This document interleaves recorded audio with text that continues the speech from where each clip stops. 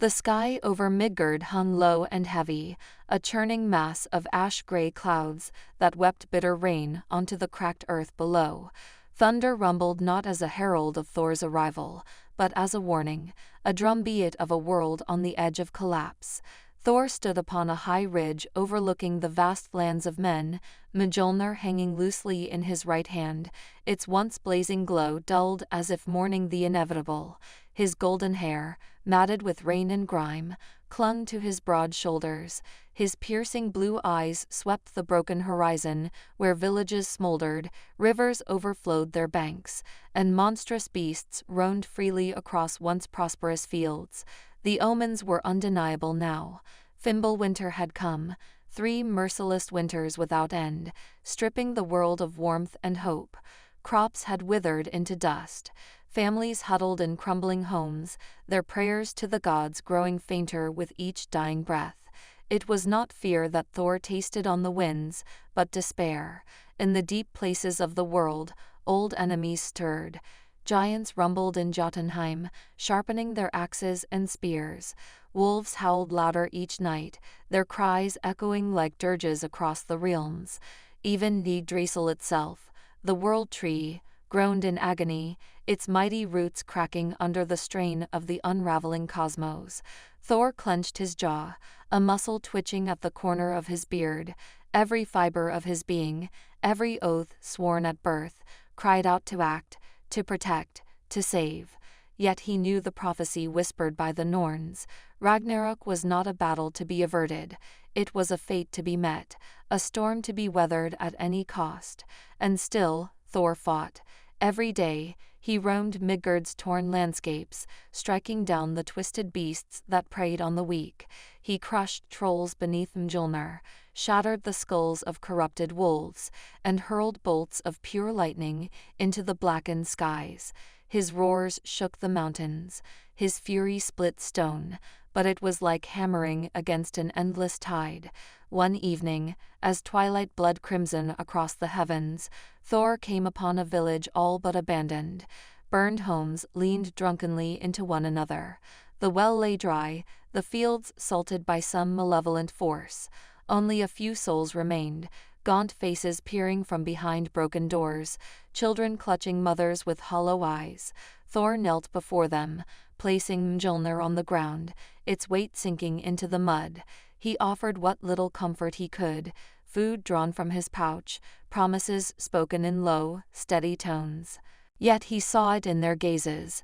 Even the mighty Thor could not halt the world's death throes. Their faith, though unwavering, could not change the destiny etched into the fabric of the cosmos. When he rose to leave, one small boy ran after him, grasping the hem of his cloak with tiny, trembling fingers. "Will you stop the end?" the boy asked, voice barely a whisper against the rising wind. Thor paused, the question striking deeper than any enemy's blade. He turned, laying a hand on the boy's head with a gentleness that belied his immense power. "I will fight it," Thor said, his voice like distant thunder, "until my last breath." The boy nodded sullenly, as if understanding something older than fear. As Thor walked away into the thickening storm, Mjölnir crackling softly at his side, he felt the weight of the world not only on his shoulders, but in his very bones. Every step forward was a step closer to the inevitable clash, not just of gods and giants, but of all creation itself. The end was coming. Thor would meet it head-on. Thor lingered atop the craggy cliff, his gaze unwavering as the land below him writhed in death throes. The rivers had begun to boil, thick steam rising in ghostly tendrils that twisted into the bruised heavens. Forests once rich with life now stood as blackened skeletons, their hollowed trunks moaning with the breath of the dying world.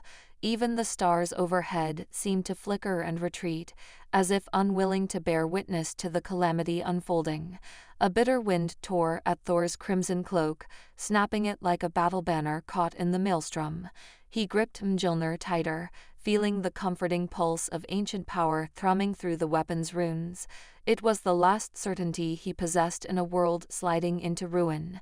Memories, like scattered embers, rose in his mind. He remembered the laughter that once filled the halls of Asgard, the songs sung in Odin's golden mead halls, the revelry of triumph after battles hard won.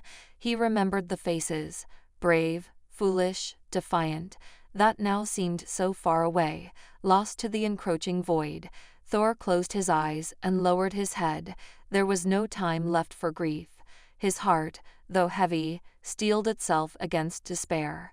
Every rumble of distant thunder, every crack of the earth beneath his boots, was a summons, a call to fulfill the duty that bound him to this crumbling world. The time for mourning was over. The time for preparation had come. He turned away from the ravaged vista, descending the cliffs with long, purposeful strides. Each step carried him closer to Asgard, where the last defenses of the gods were being gathered. The All-Father's summons echoed in his ears, urgent and grim. Through shattered passes and withered valleys he marched, his silhouette outlined by the jagged lightning that tore the sky asunder. In the distance, the rainbow bridge of Bifrost, once a shimmering arc of wonder, now flickered uncertainly like a dying flame. Heimdall's horn had not yet sounded, but soon it would, and the final war would be unleashed. As Thor approached the gates of Asgard, he saw the fires of the forge burning brighter than ever before. Smiths and warriors alike toiled without rest, their faces lined with determination and sorrow. The clang of hammer upon anvil rang out, a defiant heartbeat against the silence of doom. Thor crossed the threshold of his home for what he knew might be the last time. Within the sacred armories, ancient weapons and gleaming armor awaited him, heirlooms of an age long past. Mjölnir shivered in his hand, as if eager for the coming storm. There, beneath the great banners of his ancestors, Thor prepared for the twilight, not as a grieving son, nor as a reluctant warrior, but as the living embodiment of thunder and vengeance. The storm would answer his call, and Ragnarok would find him ready. Preparation amidst the cracking sky, the skies never rested anymore. Above the charred peaks of Asgard, dark clouds churned endlessly, threaded with veins of red lightning. The air crackled with the promise of ruin, and thunder no longer sang with triumph. It growled like a beast in pain. Beneath that blackened dome, Thor stood on the wind-blasted cliffs of Lidskjalf, where once his father had gazed upon all the realms with wisdom. Now, Thor looked outward not with foresight, but with fury and dread. He clenched Mjölnir tightly, feeling its runes pulse with ancient might. The hammer no longer hummed with boundless confidence. It was heavy, as though it too knew the path it was soon to walk. Thunder rumbled at Thor's back, but it gave no comfort. It was the kind of thunder that preceded the fall of mountains. The news from the other realms had not ceased. Midgard drowned in flood and fire, giants stirred beneath the ice of Jotunheim, and Fenrir's howl echoed across the branches of Yggdrasil like a curse. The world serpent, Jormungandr, had shifted in the oceans. Sailors spoke of monstrous waves that rolled with no wind. Every sign was falling into place. Fimbulwinter, the long cold, had ended, but it was not spring that followed. It was dread. Thor's heart beat with the tempo of the storm. He had seen battle 1,000 times before, had spilled blood on fields that no longer had names. But this was different. This was not war, it was ending. And still, there was work to do. Atop the forge of Nidavellir, Thor met with the last of the dwarf smiths, their faces gray with sorrow, their anvils echoing like funeral drums. With their hands blistered from desperate craft, they reforged Mjölnir's bindings, and whispered old magic into its iron. Thor watched in silence, thinking of his sons, Magni and Modi, who trained below the forge halls, unaware that their childhoods were ending by the hour. Later, in the dead of night, he visited the roots of Yggdrasil alone. He knelt at the great tree's shadow, not in worship, but in conversation. He did not speak aloud, but the branches creaked as if answering. Perhaps even the world tree feared what was to come. And still, Thor prepared. He walked the ruined halls of Valhalla, where the Einherjar, the honored dead, readied their weapons. They cheered at his presence, but he felt no pride, only weight. So many would fall, and even the victors would bleed. But there was one place he returned to more than any other, a lone cliff facing the churning sea. There, he sat for hours, watching the waves boil. He could feel it. Jormungandr was waking. The serpent stirred beneath the salt, as ancient and inevitable as death itself. Their fates had been tied since time was born, and the thread had grown taut. Soon, it would snap. Thor's knuckles whitened around Mjölnir's handle. The time for mourning had passed. The time for fear was ending. Now came the time for reckoning. He stood once more, as the wind tore through his cloak, and the storm roared to greet him like an old friend. Thunder followed his footsteps. The god of thunder was ready. The thunder that followed Thor's steps was no longer only his. It came from the heavens above and the earth beneath, as though the world itself trembled in rhythm with the god's awakening fury. Mjölnir pulsed with an almost sentient heat now, as if the hammer too knew what loomed just beyond the horizon. From the cliffs, Thor turned inland, where the skies crackled red, and the winds screamed through the broken peaks of Asgard. The land was no longer golden, no longer proud. Even the Bifrost, the rainbow bridge that once shimmered like a thread between realms, had dulled to a fractured shimmer, its light fading in sullen streaks of gray and violet. Heimdall stood watch, but his posture was solemn. There were no more travelers to guard, only invaders to brace for. Thor moved quickly. His time was not his own anymore. He sought out his kin, Freyja, silent but fierce as she readied the Valkyries, Tyr, tightening the straps of his one-armed armor with grim determination, and Sif, his wife, who had already given him a final nod days earlier. Words had become unnecessary between them. Their love was forged in war, and now it would die in it, if fate willed. But it was not just gods who stirred. Midgard had changed.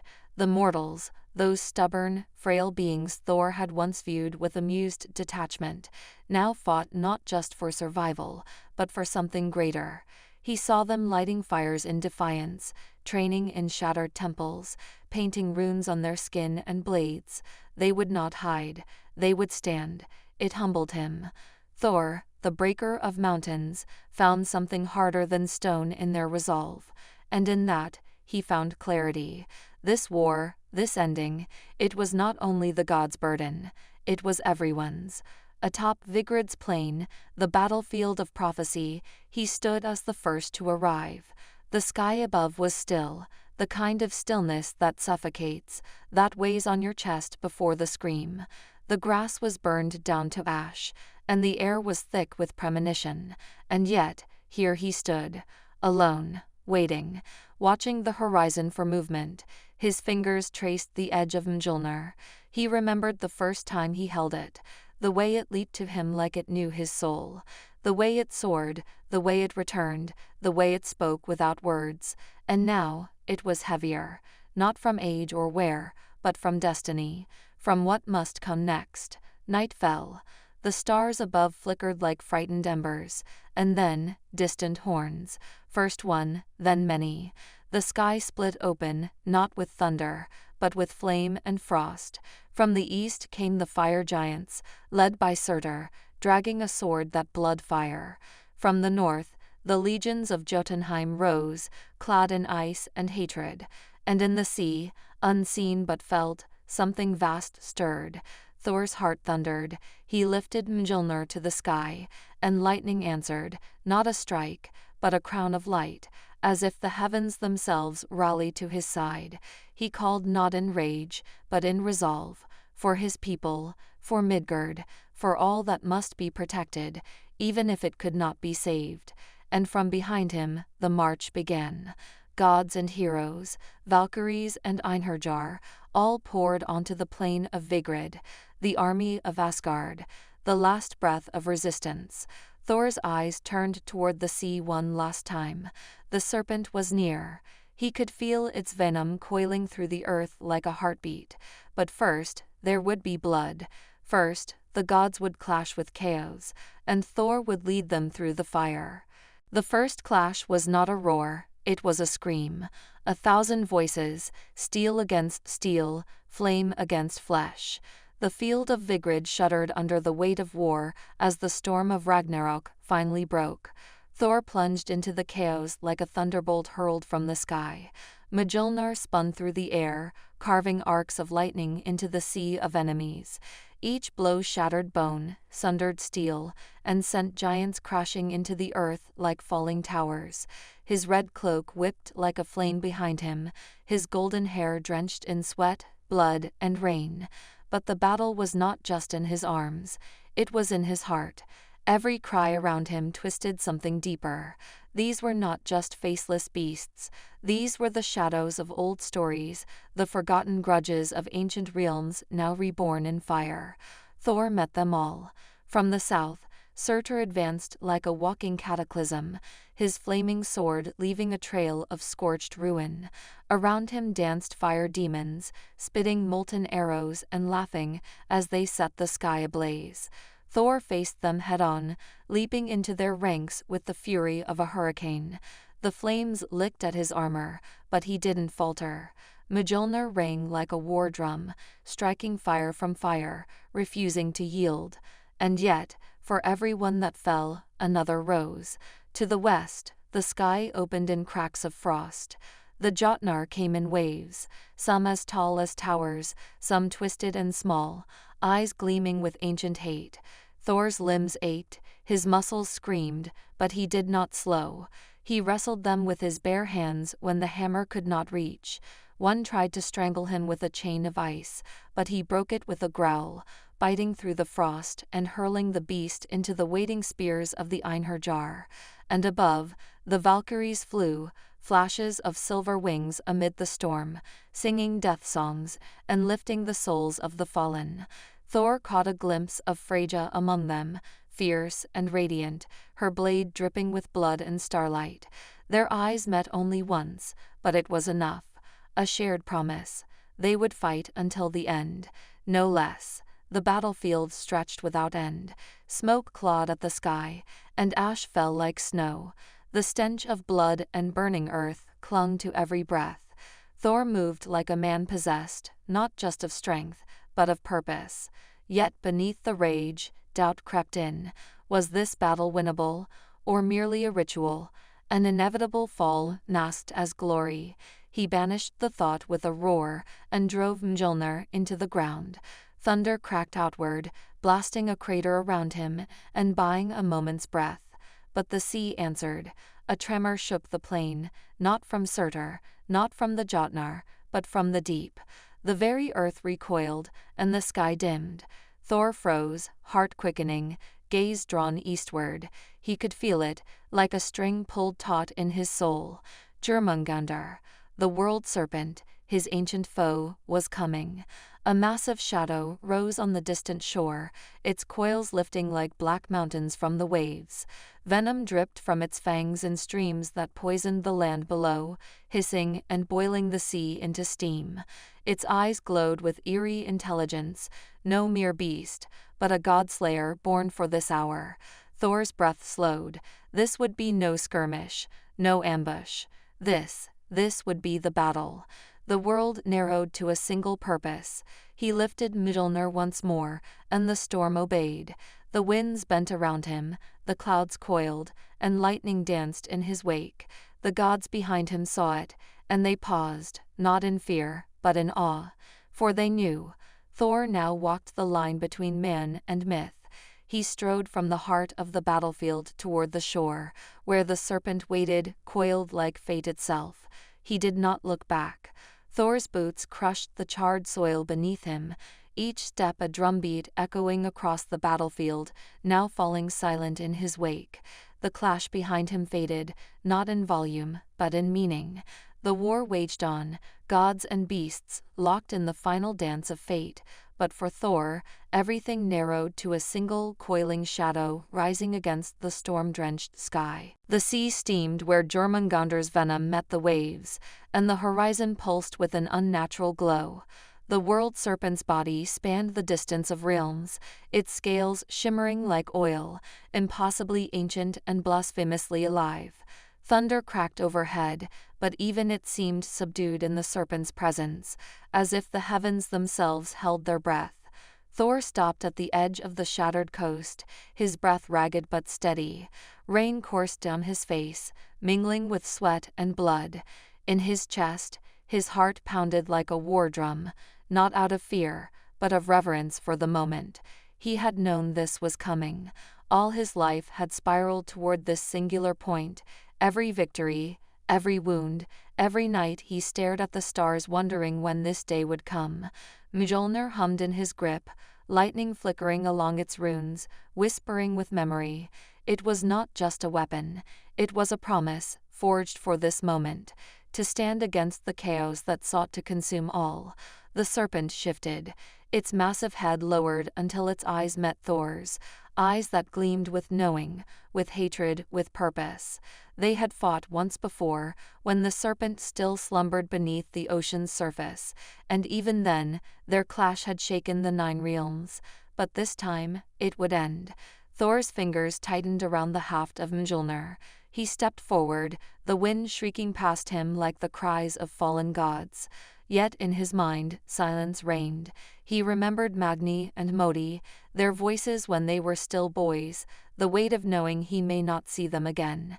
He remembered Odin's grim counsel in the halls of Valaskjolf. Not all battles are won by victory, my son. Some are won by sacrifice. He remembered Loki's smirk, the brother he loved and hated, now swallowed by fate's tide. He remembered the first time he lifted Mjölnir, the first time he felt worthy.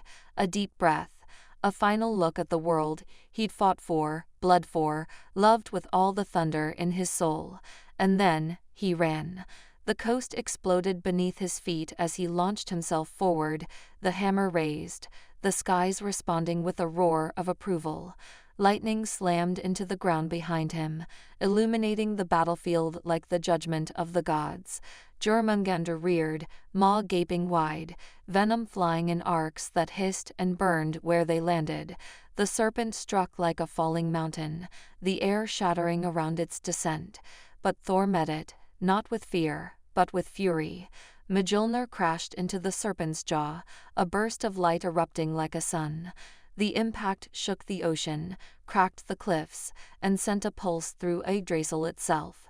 The storm god and the world serpent collided in a fury that defied language, divine wrath against primordial chaos. He did not let up. He struck again and again. Lightning and venom danced in terrible symmetry as they battled, one destined to die, one destined to kill. Every blow carried not just strength, but memory, the weight of Midgard, the laughter of mortals, the songs sung in his name, the burden of being the protector. Yet beneath it all, Thor felt it, the cost. His limbs burned, his vision blurred. Each breath was heavier than the last. He knew the prophecy, knew that even if he won, he would not survive the serpent's poison. But still, he fought, because in the end, what mattered was not how he would die, it was how he chose to live. When Thor struck the serpent's head, the sky itself seemed to stagger. A great crackle of lightning split the heavens, illuminating the storm-ravaged battlefield in blinding white. The wind howled like the souls of the slain, and thunder answered like a war cry from the gods. Thor landed hard upon the scorched ground, the earth cratering beneath his feet, Mjölnir still thrumming in his grasp. Jormungandr recoiled, its monstrous body writhing across the shattered sea. Salt and blood churned in its wake, waves crashing like avalanches. Its jaw, fractured by Thor's blow, snapped open and let loose a scream, deep, ancient, and hateful. Venom sprayed in great arcs, burning the soil, poisoning the air, killing whatever life still dared to exist in this place of doom. Thor did not flinch. His red cape tore in the wind, his armor scorched and cracked. His blood ran in thin rivulets down his arms, mixing with the rain and ash, but his eyes were fire. This was no longer battle. This was the unraveling of the world.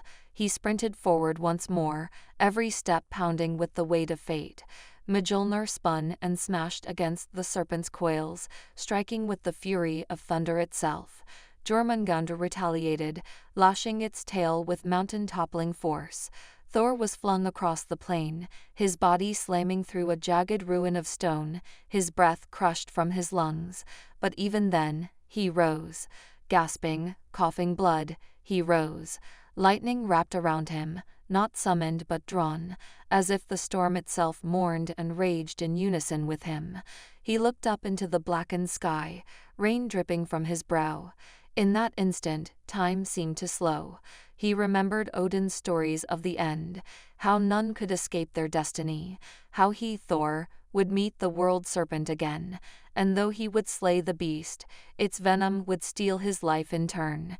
He knew this was that moment, and yet, he smiled, a half-smile, touched with sorrow and pride. For Midgard, he whispered, more to the wind than to himself, for all the lives I couldn't protect, and all the ones I still can. He launched forward with a roar that silenced even the crashing waves. Jormungandr struck again, and Thor met it in the air. The two collided like living cataclysms. Lightning and venom exploded around them.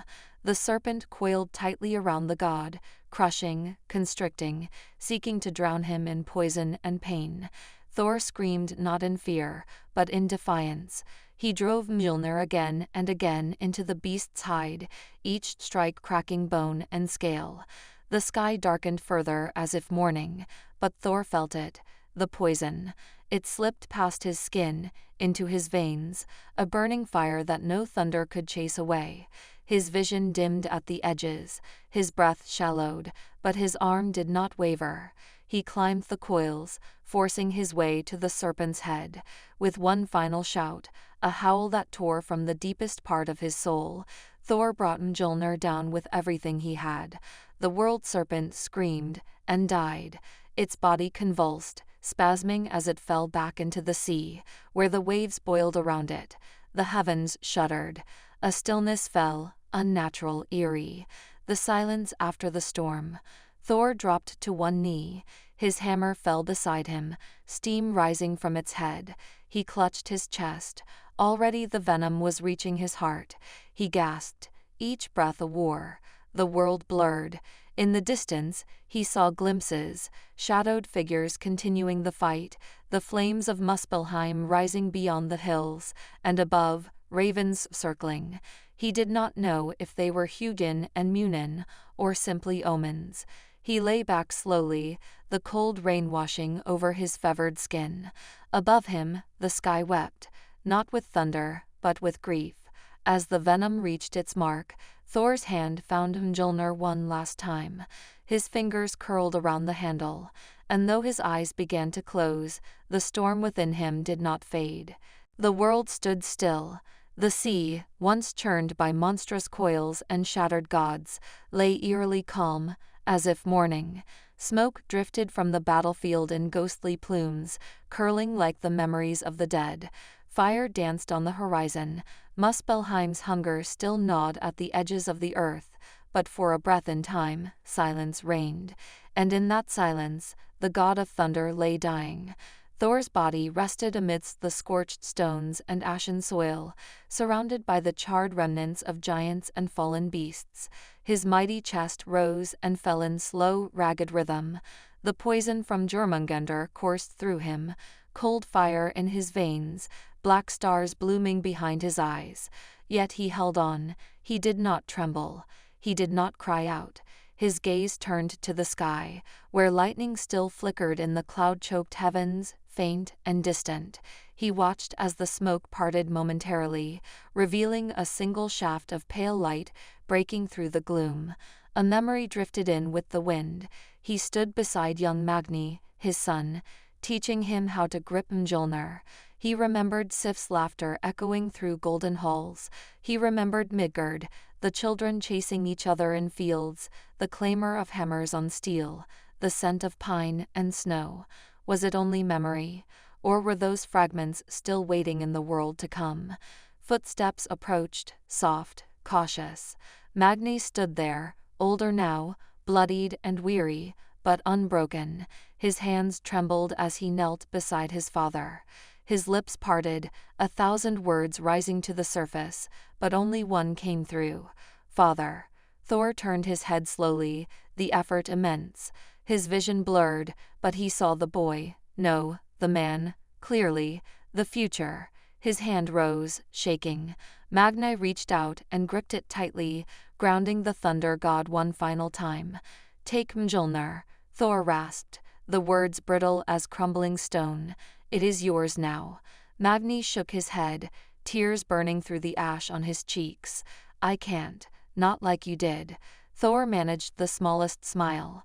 You won't need to be me, he said, breath thinning. Just be better. The light in the sky pulsed, once, as if the cosmos itself acknowledged the passing of something vast and eternal.